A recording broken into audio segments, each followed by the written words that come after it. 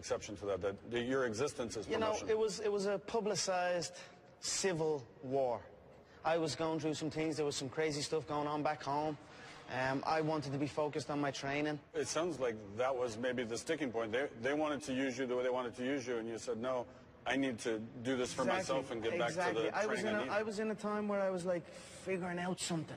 I didn't just shut out and say no to everything. I just wanted to do reasonable media. So, and then, hey, all of a sudden, Conor, it's 3 months from the fight. We've got to drag you 40-hour flights to come and do a run around New York, Vegas, California, 70 press conferences, 70 talk shows, adverts, all of this. I was like, I only made you 400 million last week. That was only last week, that fight. I know you want me to go, you know, I need to get right. That's how it all came about, you know. I just wanted to focus, and I was deep in the process. And especially at that particular moment, I just wanted a little bit more time. I didn't shut it off completely. Reasonable media is what I said. I said I would do New York. I said I would do everything else after that. I just need another little bit to set myself. And then the lack of communication, and they weren't having it. They were trying to push back on me. I was trying to push back on them. And then I was like, look, it blew up then, so. Would you have played out everything the way you did, say, your announcement on Twitter? I tell you what, it blew up. We got to go to break. Okay. This card just got really good. I cannot wait. That was Conor McGregor speaking at MSG, where he will headline UFC 205 on November 12th against Eddie Alvarez. McGregor still talking about Floyd Mayweather, even though Floyd said last week he is ready to move on. Max, break it down for us. What is going on here?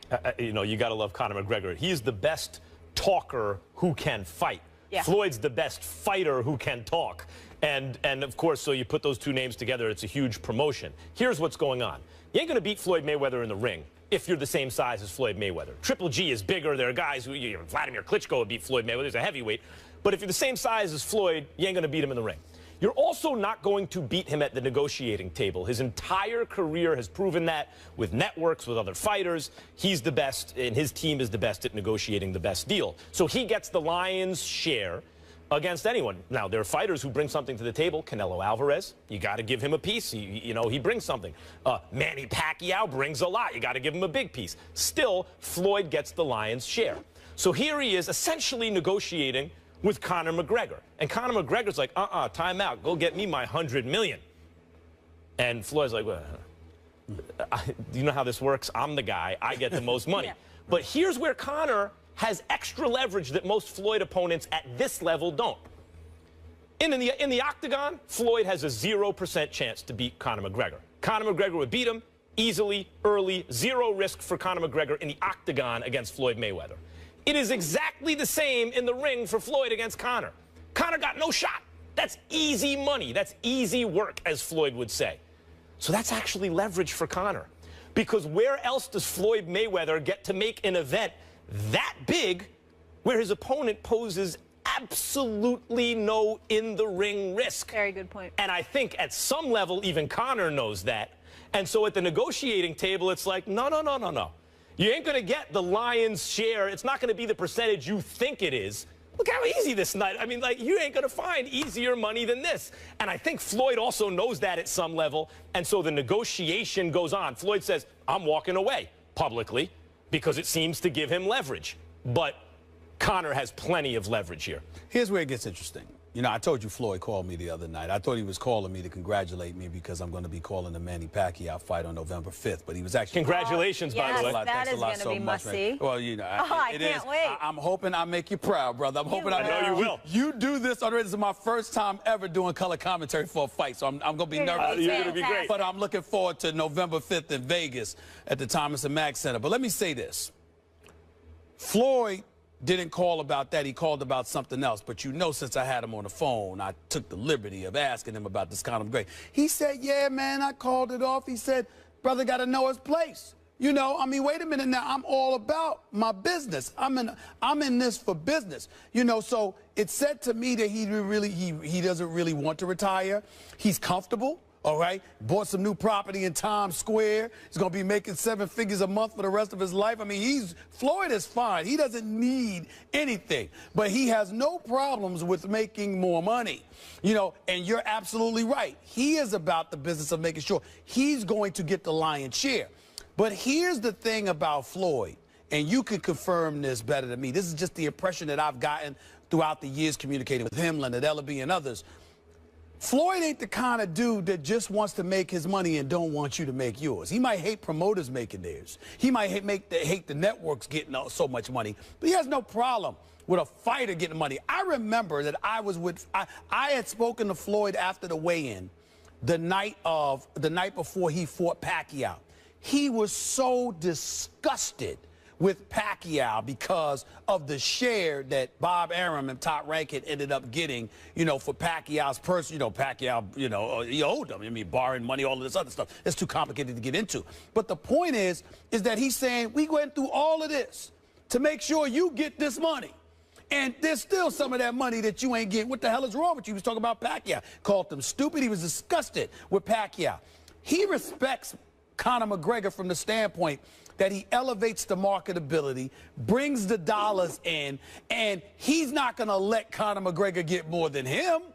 But he has no problem with Conor McGregor getting his share so long as Floyd gets his own. And so I think when you look at it from that perspective, I think you have to look at it and appreciate it and understand that this is something that could potentially still happen. Because if Conor McGregor continues to smoke dudes in the UFC, it's a big deal that he beat Nate Diaz, because that was at 170. He really fights at 145. Yeah. And so for him to move up 25 pounds, if he moves down but still dominates and steamrolls over everybody in his path, even though you and I both don't believe he could touch Floyd, the question is, what if he does touch him? You see what I'm saying? Because I don't believe that either. In the boxing ring? Hey, octagon is something else. Yeah. Floyd got no shot in an octagon. Floyd got no shot in an octagon. Conor got no shot in the boxing. I totally agree with you. But what I'm saying is the mystique with boxing, there have been plenty of times, and I don't believe he touched, well, I don't even think he get a headshot in, right. Okay? But what I'm saying is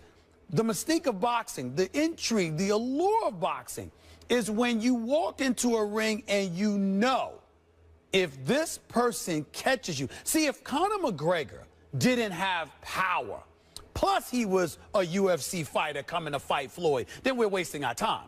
But because he has knockout power, you do find yourself asking, okay, what if this dude caught him? Now, I don't believe it will happen, Stephen A. But that's the intrigue. Here's the problem. Just like I said, Conor McGregor has a lot of leverage here because it's easy work for Floyd and a huge payday, and so Conor's like, I want my piece.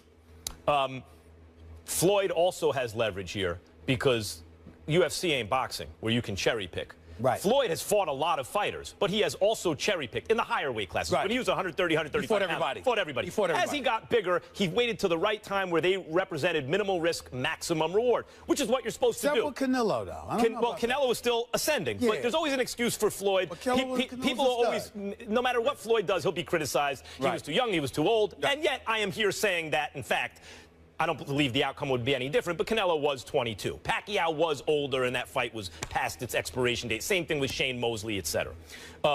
Floyd, as I say, has flipped the paradigm, along with Al Heyman, his manager, advisor, has flipped the paradigm in boxing, fighting, combat sports, is exploitation.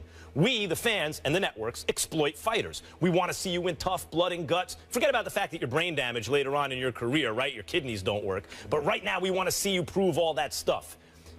The fighter, on the other hand, saying, no, wait a minute. A fighter's manager, rather. They're saying, we want the most money for the least risk. Right. I don't want to walk around brain damaged with bad kidneys later in my life. Right. I don't want to shorten life expectancy. So Floyd and Al Heyman have been so successful at flipping that paradigm, there's a backlash. Because they have out-negotiated the other side, meaning the networks and the fans, by so much that he's made hundreds and hundreds of millions of dollars without taking the same risks that the fans wanted to see him take. And this is more of the same there. The risk for Conor is as follows. The UFC is not boxing. You can't get away with that. You got to fight world-class fighter after world-class fighter in their primes, whoever the biggest name is. Therefore, no one's going undefeated for too long. That's right. So if Conor continues to do this, he could lose. He could lose to Alvarez. He could lose. It's not that he's not excellent or even better than Alvarez. Wrong night, one split-second mistake, you can lose that in the UFC. No question. So Floyd got leverage there. Like, if you lose a couple fights, it's not worth it anymore. Yes, right. You better strike while the iron's hot. Right, but Floyd don't mind cashing another nine-figure check, and that's what he's after. And one of the things that he did to accentuate that point was highlight how I'm busy getting on Oscar De La Hoya for hiding Canelo from Triple G. Mm-hmm. Floyd is like, man, I can't knock Oscar. And you know their history. Right. He's like, I can't knock Oscar. He said, that's smart business. Right. Good for him. Looking out for the fighter. Smart. The fighter's business interests and the fans' interests are usually diametrically opposed. They can't coexist. You know, one wins or the other does. Stay tuned in the days and weeks to come. I'll have more info on Floyd. And it ain't about McGregor, but I'll touch on that another time. I like that little tease there. Whether real is that are you just I hear the boy talking. The leak came out, and it was him that leaked the rumor.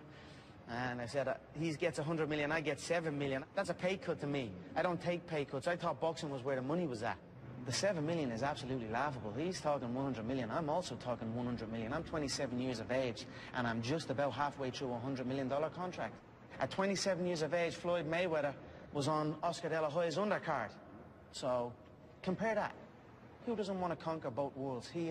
He's getting old now. You know, I have the size, I have the reach, I have the height. I have the youth.